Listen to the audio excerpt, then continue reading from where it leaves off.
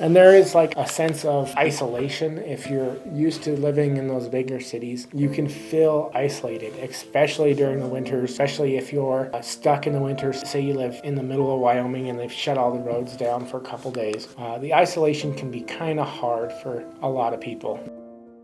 In this week's episode, we're going to say, don't move to Wyoming in 2025. So there's a lot of people who are moving here, and I'm going to break down why you shouldn't move here to Evanston, Wyoming, or to Wyoming in general. So stay tuned with me. Don't forget to hit like and subscribe, and let's hop right into it.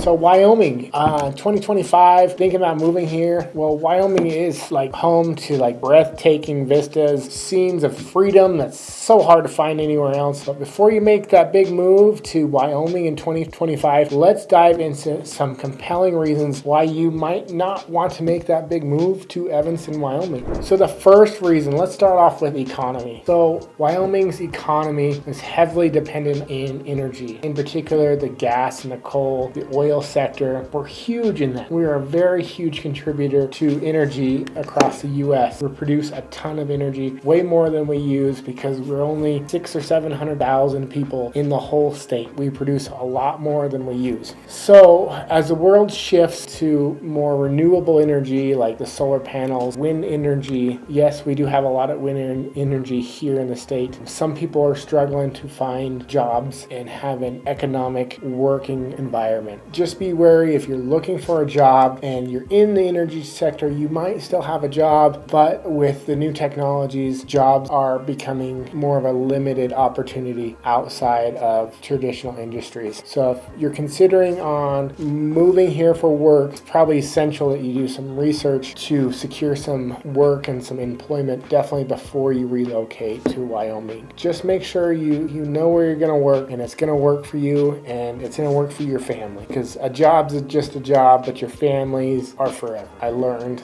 in the last couple of years, a job is just a job, but my family is everything to me.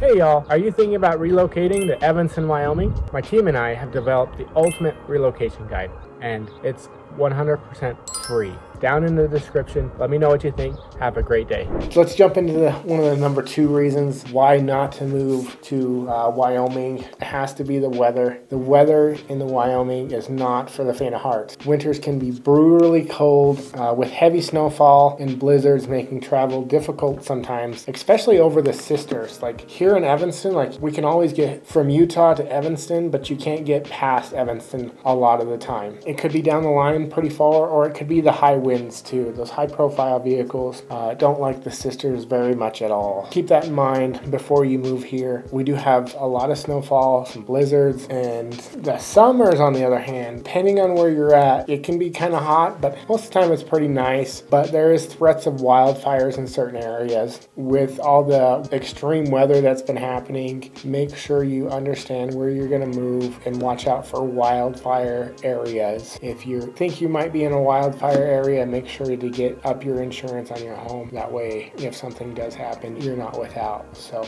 there is quite a few areas in Wyoming. Not a lot here in Evanston, but across the state of Wyoming, there is quite a bit of wildfire area that you could live in. And I actually like the trees. I would love to live like down in like Robertson. Robertson's super nice. It has tons of trees. Or south of town, they have tons of trees too. Down in the Wind River area down south of town. Number 3, why you might not want to move here has to be the limited amenities and kind of the isolation. Why we are so charming and we have like the small town feel. It also means tons of smaller and fewer amenities like shopping and dining. Entertainment options are kind of limited. You're often required to make longer drives like down into Park City. I know there's not even a Home Depot here in Evanston, Wyoming. We do have a lumber yard which you can buy construction materials there and you can order quite a of it there. But if you're looking for those larger stores, you might have to drive farther out of your way. So if you're used to that convenience of variety, the big city life, it could be a pretty significant adjustment to you. I remember working at Smith's, and when people move here from out of state, they're used to a lot of the organic produce, organic vegetables, organic everything that you can find readily available down in the bigger cities. But here, our grocery store doesn't carry a lot of organic items. So just keep that in mind. If you're looking for those organic items, they don't sell them very much here. Down in Utah, Park City, you can find them super available. But here, we would just buy them. They would expire and we would throw them away. So you just got to keep that in mind. And there is like a sense of isolation. If you're used to living in those bigger cities, you can feel isolated, especially during the winter, especially if you're stuck in the winter. Say you live in the middle of Wyoming and they've shut all the roads down for a couple days. The isolation can be kind of hard for a lot of people. So number 4 has to be healthcare and education concerns. Education and healthcare, they're a big part of most people's lifestyles anywhere they live. And in Wyoming, the rural schools sometimes face funding challenges, and the hospitals definitely face tons of challenges. People always ask me, what's the worst thing about your area? And I always say the hospital here. The hospital here, today, they just barely announced they're stopping the OGBYN clinic. They will still do emergency baby deliveries, but they're no longer going to be actively delivering babies in our hospitals. So it's all over the news right now, and it just barely came out today. So I don't quite have all the information on that, but kind of shows you how our healthcare access can be very limited with very few specialties. Here in Evanston, a lot of times the people will travel either to Park City or the University of Utah for their healthcare needs. So in 2025, if these issues are big to you, I wouldn't say stay away from Wyoming, but it's something you need to be aware of. If you're seeking like super regular medical attention and you needed to go to the hospital or the doctor's office a lot, you might want to look for a house closer to a larger metropolitan area, larger hospitals. But if you don't mind making that 45-minute drive, hour drive to the hospital, it might be all right for you. Number 5 has to be wildlife and some of the natural hazards that come along with that. Wyoming is known for its great wildlife, its great hunting. But when you live close to nature, it means your encounters with bears and moose, other wildlife is super common. I walk by deer almost probably every other day right now as winter's starting to approach and the deer are coming down. We see these deer and moose in our neighborhoods all the time. So why it's super nice to see these animals in our areas, just maintain vigilance and understanding the boundaries of living and safety of these animals and yourself. So just be wary, and they are dangerous. A couple years ago, we had a lady attacked by a deer, and she was not good. Just keep your distance away from some of the animals because they can be everywhere. You can open your door and have a buck right on your doorstep. So just something to be aware of. Just keep your distance and give them space. Additionally, some of the natural hazards in Wyoming, depending on where you live, wildfires are a growing concern. Just be wary where you are at with wildfires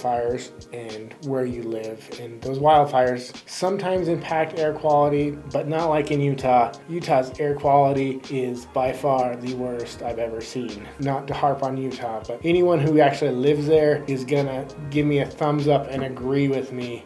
Being from Utah myself a while ago, their air quality and asthma was horrible. So just keep that in mind. Air quality can be impacted, especially when we have tons of wildfires around us. So in conclusion, Wyoming is a very beautiful, stunning state, but it does come with some significant challenges. While it offers like a unique lifestyle, it's not for everyone. So before making that leap in 2025, 2024, make sure to consider these factors very carefully. Wyoming's allure is undeniable, but it's crucial it aligns with your needs and your expectations. If you're wanting to stay up to date on everything Wyoming and Evanston, Wyoming, make sure you like and subscribe to the channel. And thank you so much for watching.